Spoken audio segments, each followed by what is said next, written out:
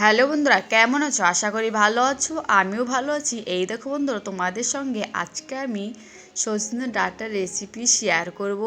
এখান থেকে দেখো টাটকা টাটকা গাছের সজনে ডাঁটা পেড়ে নেব। দেখো আমাদের গাছে কী সুন্দর সজনে ডাঁটা হয়েছে।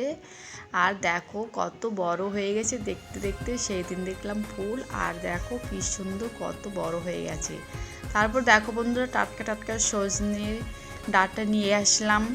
তারপর ভালো করে কেটে নেব, ধুয়ে নেব। দেখো কেটে নিয়েছি, কেটে ধুয়ে নিয়েছি জল দিয়ে পরিষ্কার করে। তারপর এখানে আমি কড়াইতে সর্ষের তেল দিয়ে, শুকনো লঙ্কা দিয়ে, পাঁচফোড়ন দিয়ে ভালো করে ভেজে নিয়ে তারপর দিয়ে দিলাম সজনে ডাঁটা, স্বাদ মতো নুন, হলুদ দিয়ে ভালো করে নাড়াচাড়া করে নেব।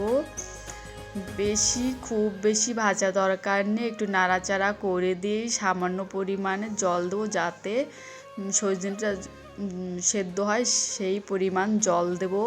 তারপর এখানে মশলার জন্য নিয়েছি সর্ষে, জিরে, আদা, শুকনো লঙ্কা, কাঁচা লঙ্কা, আর একটু নিয়েছি মগজ।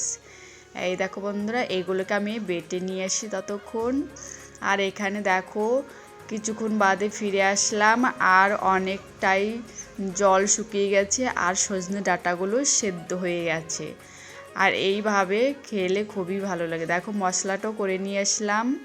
তারপর যখন জল অল্প থাকবে তখন মশলাটা দিয়ে দিলাম। তারপর ভালো করে নাড়াচাড়া করে কিছুক্ষণ পর ফিরে আসি।